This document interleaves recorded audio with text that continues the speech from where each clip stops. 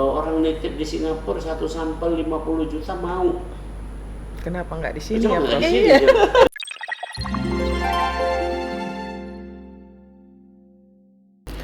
Assalamualaikum warahmatullahi wabarakatuh. Halo sahabat BBLK, jumpa lagi kita di podcast kita kali ini bersama saya Lisa Dewi Dan saya Febriana Aquaresta. BBLK Palembang, layanan cepat, hasil akurat.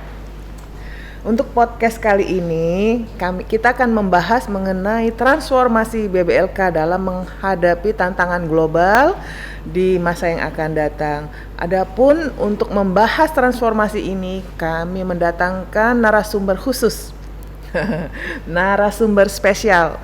Siapakah dia? Selamat datang, Profesor Dr. Yuwono M. Biomed di BBLK Palembang. Selamat datang, Prof. Selamat datang kembali, kayaknya sering terus kesini. Di mana di podcast ini kami sangat bersyukur Prof bisa datang dan bisa menyampaikan saran ataupun transformasi yang akan kami lakukan, masukan-masukan transformasi nanti untuk di mana dengan adanya transformasi ini kami berharap kami bisa melakukan pelayanan prima sehingga pelayanan yang kami berikan tetap unggul dan terpercaya sesuai dengan misi BBLK. Iya, sesuai dengan misi BBLK. Jadi mungkin untuk pertanyaan pertama ya, Prof ya. Kita kan misinya itu adalah menjadi laboratorium unggul dan terpercaya. Jadi kalau menurut Prof Yuwono sendiri, unggul itu yang seperti apa, Prof? Jadi gini, sekarang kan orang semua dalam konteks blue ocean. Blue ocean artinya bukan red ocean. Blue ocean artinya orang sekarang berlomba-lomba memberikan nilai, value, bukan sekedar harganya berapa ininya, tapi nilai dalam ini adalah impresi, kesan. Jadi kalau disebut unggul artinya siapa yang paling bernilai, gitu ya. Siapa yang paling bisa memberikan nilai. Customer BBLK misalnya merasakan, kok kalau periksa di BBLK itu rasanya kesannya dari awal sampai hasilnya rasanya puas gitu. Iya. Itu. Jadi yang dimaksud unggul gitu, bukan kompetitif yang seperti dulu Red Ocean, ada ranking 1, ranking 2, bukan gitu. Tapi nilai gitu. Yeah. Lebih ke arah kepuasan pelanggan ya, Prof ya. Kepuasan pelanggan itu adalah nilai yang ukuran yang betul-betul akurat. Berarti kita transformasi kita unggul pertama mungkin karena kualitas kita ya. Kualitas karena kita sudah tersertifikasi ISO 17025 sebagai lab pemeriksa, ISO 17043 sebagai penyelenggara uji profisiensi dan ISO 15189 sebagai lab medik ya, Prof. Dan secara akreditasi laboratorium secara nasional pun kita sudah terakreditasi KALEK.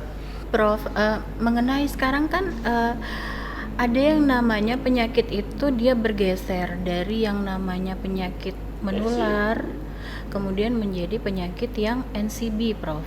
Non-communicable disease.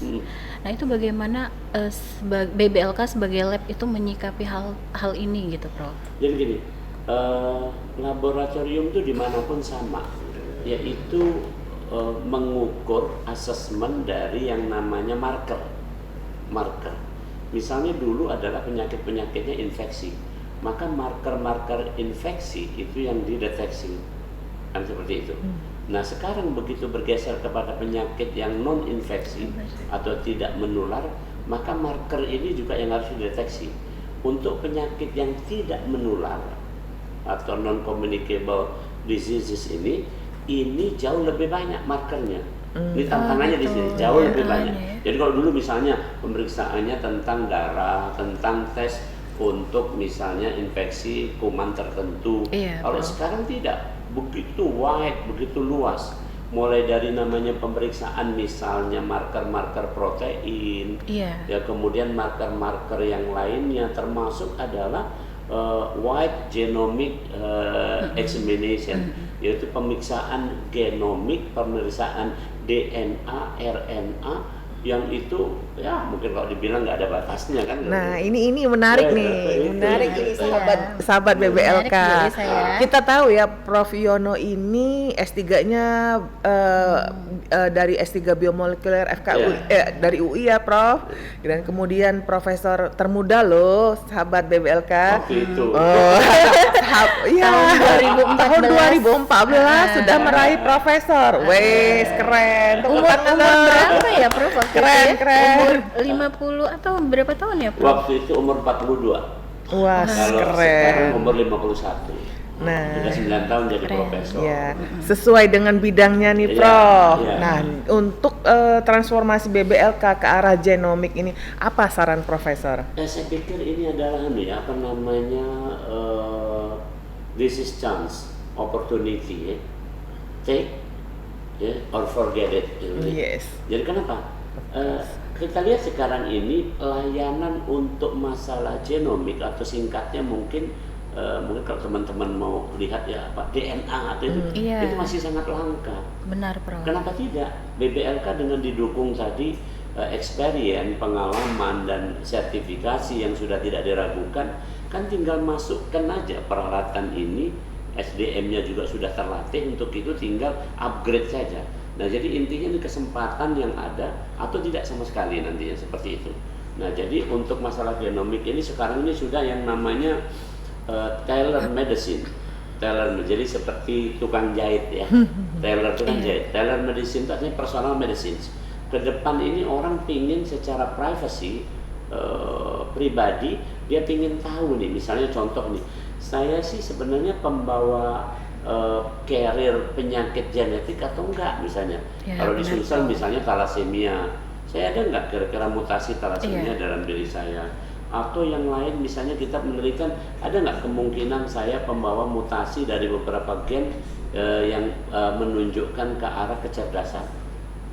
Ya, contoh ada gen yang berhubungan dengan asam folat itu berhubungan sama kecerdasan misalnya. Itu kalau kita bisa deteksi misalnya orang ini di scan, oh ternyata dia cacat di sini gitu. Jangan-jangan nanti kalau dia berjodoh dengan ini akan keluar keturunan yang nggak cerdas. Kan gitu. Jadi banyak, belum lagi paternity test, siapa anak siapa, banyak loh seperti itu. Loh, kalau ada orang kaya-kaya kan mau bagi warisan, itu kan, ini harus ketentuan persis nih, ini anak saya benar atau enggak nih kan gitu, dan sebagainya. Jadi ini kesempatan yang lebih besar. Kemudian marker-marker untuk penyakit kanker, itu semua adalah itu DNA. penting ya Prof ya. Apalagi zaman sekarang kita sudah habis COVID ini, semua orang bingung, semua orang ribut tentang ngomongin masalah RNA lah, vaksin lah, orang nggak banyak tahu. Nah, markernya ada di sini pada genomik. Ini ya Prof. Genomik, postgenomik, terserah lah apa seputaran itu. Keren ya. Keren. Ya, Semoga BBLK bisa ya. Harus bisa. Harus bisa. Ya duitnya banyak kan punya pemerintah juga. Nanti kedepannya kalau kami buka genomik nanti menjadi saya bantu lah. Hal-hal yang bagus saya bantu. Sahabat BBLK, untuk diketahui Prof Yono ini sudah menjadi mitra kerja kita, jadi sudah menjadi tenaga tim teknis sejak tahun berapa ya? Sudah lama. Terima kasih Prof telah bermitra dengan kami, telah bermitra dengan BBLK, terutama untuk sebagai tenaga teknis di 17043 ya, sebagai penyelenggara uji profisiensi. Tim ahli ya Bu ya. Tim ahlinya. Ya. Kemudian ini Prof, kita kan zamannya sekarang tuh menjemput bola ya Prof ya. Jadi kita tidak bisa mengandalkan orang datang, pasien datang ke kita.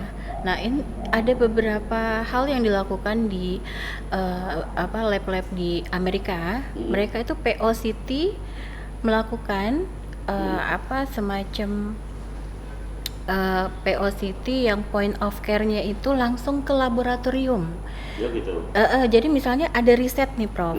Terus mereka langsung melakukan, misalnya kita BBLK langsung melakukan di situ. Bagaimana Prof ke depannya? Ya nggak jadi masalah. Jadi gini, karena ke depan juga akan ada peralatan teknologi canggih. Misalnya contoh sekarang beberapa perusahaan IT termasuk perusahaan gadget itu menggabungkan marker-marker untuk pemeriksaan hanya dengan deteksi di nadi atau di pembuluh darah di sini seperti itu. Itu bisa nanti dipencet keluar berapa marker banyak gitu kan, seperti itu kan.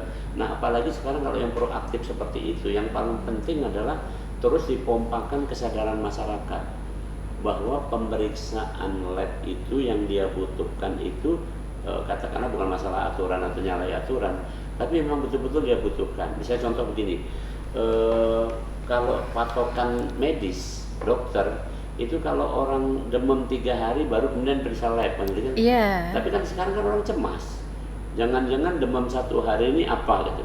Dia pingin cepat untuk itu. Kemana dia harus konsultasi? Kemana dia harus periksa? Berarti bisa langsung Ya, home care ya, atau soalnya- point of care, ya, seperti itu gitu tadi. ya Prof Jadi ya? intinya mana yang mudah, apalagi sekarang transportasi dan semuanya itu cukup mudah untuk itu. Tinggal masalah dipikirkan adalah bagaimana taking sampel, bagaimana ngambil sampel yang kemudian nanti waktu transportnya supaya ini tidak berubah ya kemungkinan kualitas, karena pre-analitik penting banget. Iya, Iya. benar. Pre-analitik penting banget. Ya, 60% itu Ah, itu. kesalahan di- 60-70% ya, Bu, ya? Pre-analitik kan. Iya, di Itu. pre-analitik. Iya. Benar, Prof. Untuk selanjutnya Prof, kira-kira Hmm. kalau BBLK sekarang ini, saran dari Prof ini pengembangan yang penting itu ke arah mana? Oke, yang pertama sekarang kalian harus kalau soal nama sebenarnya sudah bagus. Dalam bahasa kerennya brandingnya sudah kuat, tapi marketingnya lemah. Pertanyaan saya misalnya, orang kalau tanya BBLK apaan tuh kan? Di mana itu? Iya. Jadi secara market orang nggak kenal gitu. Iya, betul. Beda kalau disebut misalnya ini gitu kan. Oh itu di sana ya gitu. Di sana. Tapi kalau BBLK Kurang ya Prof ya? apa gitu? Oh. Dikira juga bisnisnya lain-lain nih, BBLK namanya juga mungkin ya bukan masa Iya, keren iya. nggak keren Iya. ya. Dulu misalnya disebut Labda, ternyata Labda kan Iya, istilah untuk kalau berubah. sekarang nama juga kayaknya harus transformasi, nanti usul sama Iya. ownernya Menteri Kesehatan itu Iya. kayaknya nama harus menjual ya. Contoh Menjual. saya, nama Yuwono nama saya itu artinya adalah anggun dan berwibawa. Wah. Gitu. Itu nama udah menjual gitu. Iya.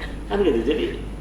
Jadi BBLK juga mungkin namanya nanti apa gitu labnya gitu yang bisa menjual, yang easy to memorize ya.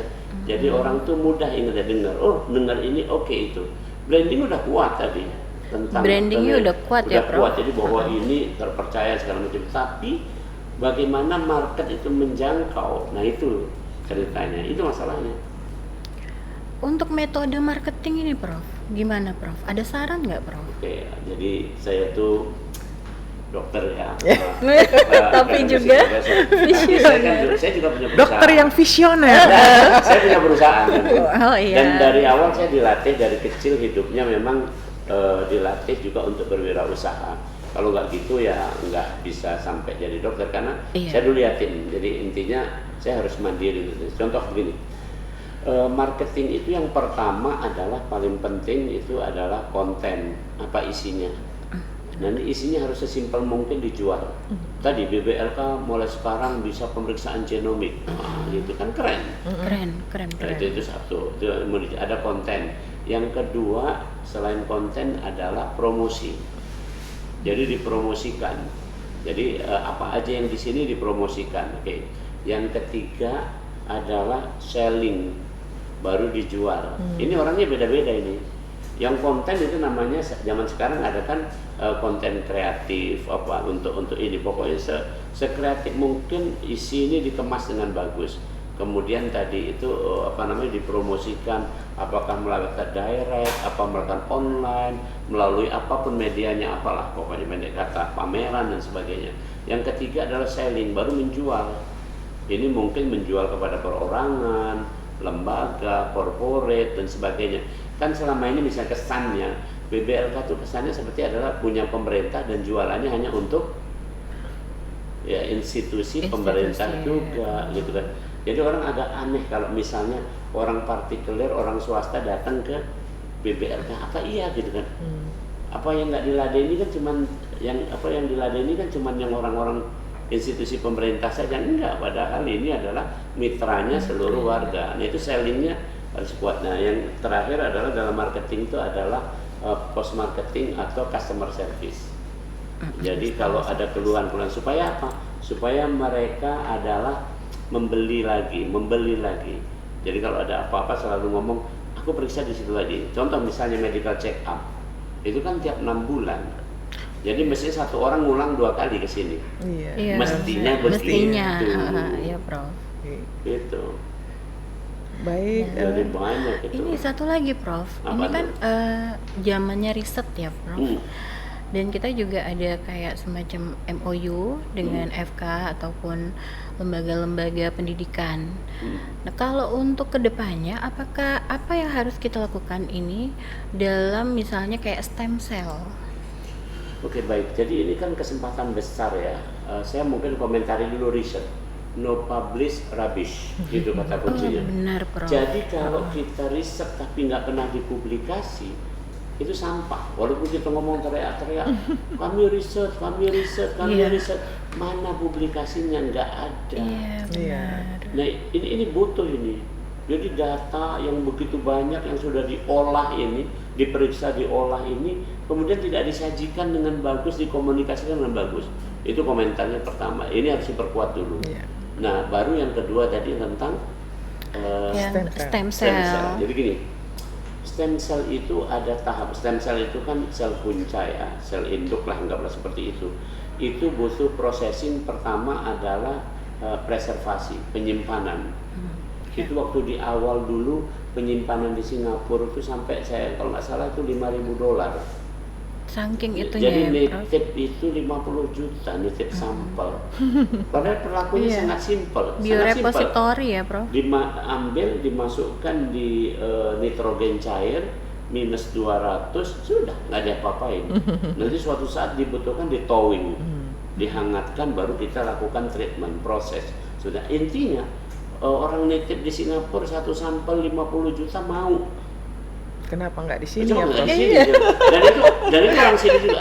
Saya pernah punya pasien satu, itu dia nanya, Prof ini harus kami titip di mana?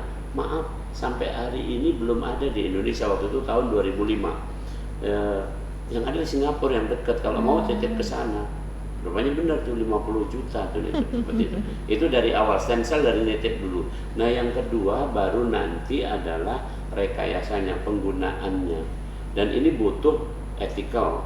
Dalam hal ini dalam hal ini BBLK kan intinya sudah merupakan bagian dari Kementerian Kesehatan ini yang punya chapter untuk ethical, yaitu di Litbangkes. Ini kan tinggal link saja. Nah nanti tinggal kolaborasi dengan Fakultas Kedokteran, dengan yang lain-lainnya itu tinggal dibuat bahwa stem cell ini ada 2 kepentingan. Satu kepentingan research, yang kedua kepentingan praktis. Yang praktis apa yang sekarang lagi rame kan dan cukup bagus ada untuk pertolongan, misalnya ke depan ini osteoartritis. OA itu kan sangat menderita, itu tiap 3 bulan disuntik hanya dengan zat-zat yang menghilangkan nyeri. Orangnya kayak, mohon maaf ya, jadi orangnya kayak diseneng-senengkan padahal penyakitnya nggak berubah juga. Masih ada itu di sendi itu perlu diganti, karena semuanya sudah terjadi kerusakan. Maka kalau diganti dengan stem cell, kemungkinan dia akan permanen bagusnya. Jadi walaupun kakek-kakek, nenek-nenek tapi bisa main bola. Itu contoh aja. Karena mudah. selnya mudah. Ya, belum lagi stem cell masalah pankreas untuk DM itu chancenya besar. Tadi kalau hubungan sama penyakit bukan infeksi di Indonesia ini, kira-kira penyakit DM ini potensinya sekarang udah mendekati pasiennya hampir 30 juta. Benar, Pak. Nah itu kan ada 2 kemungkinan kurang produksi insulin, kemungkinan yang kedua adalah kerusakan reseptor. Kalau kerusakan reseptor kan diganti dengan stem cell dong. Kalau cuma kurang produksi insulin mungkin apalah gitu. Tapi itu kalau kerusakan reseptor nggak bisa, ganti selnya dong. Kan itu. Baik, keren Prof penjelasannya. Jadi sahabat BBLK, kita sudah banyak mendengarkan masukan dari Prof Yono mengenai transformasi BBLK yang akan kedepannya ya, yang akan kami lakukan nanti. Terima kasih Prof atas masukannya. Closing statement apa yang Prof akan sampaikan, terutama agar transformasi kami yang akan kami lakukan itu bisa berhasil. Oke, jadi coba bayangkan transformasi itu localized kupu-kupu, butterfly. Butterfly. Transformasi dari telur menjadi ulat yang menjijikkan tanda kutip, kemudian menjadi kepompong yang mengerikan, kemudian keluarlah menjadi kupu-kupu yang begitu cantik. So beautiful. Iya, Prof. Itu. Jadi closing statement saya adalah bagaimana transformasi ini nanti menuju betul-betul keindahan tadi. Fine. Jadi bukan hanya akurasi, tetapi adalah kenyamanan untuk terutama customer kita. Iya, Nah, benar. orientasi itu harus ditanamkan semua. Itulah yang dimaksud transformasi. Transformasi bukan berarti terbentuk, tapi dari bentukan yang jelek-jelek ini, misalnya ada yang masih kurang bagus, itu harus diubah menjadi formasi yang lebih bagus. Itu, oke, Jadi, great. Ya. Ujungnya itu adalah tetap kepuasan customer ya, Ya Prof. benar, memang disitulah kita semuanya pada dasarnya semua orang berkarya adalah untuk melayani, itu kata kuncinya. Baik. Banyak, saya dari profesor ngajar, sebenarnya melayani mahasiswa, cuma aja mahasiswanya takut kan. Itu aja kira-kira. Iya. Baik, terima kasih Terima Prof. kasih, Yono Prof. sudah meluangkan waktunya untuk Oke. mendatangi podcast kami. Demikian sahabat BBLK obrolan ringan kita dengan Prof. Yono pada podcast kali ini. Saya Lisa Dewi Dan saya Febriana Aquaresta, mewakili kru yang bertugas pada hari ini undur diri. Sampai jumpa di podcast BBLK Palembang selanjutnya. BBLK Palembang, layanan cepat, hasil akurat. Wassalamualaikum warahmatullahi wabarakatuh.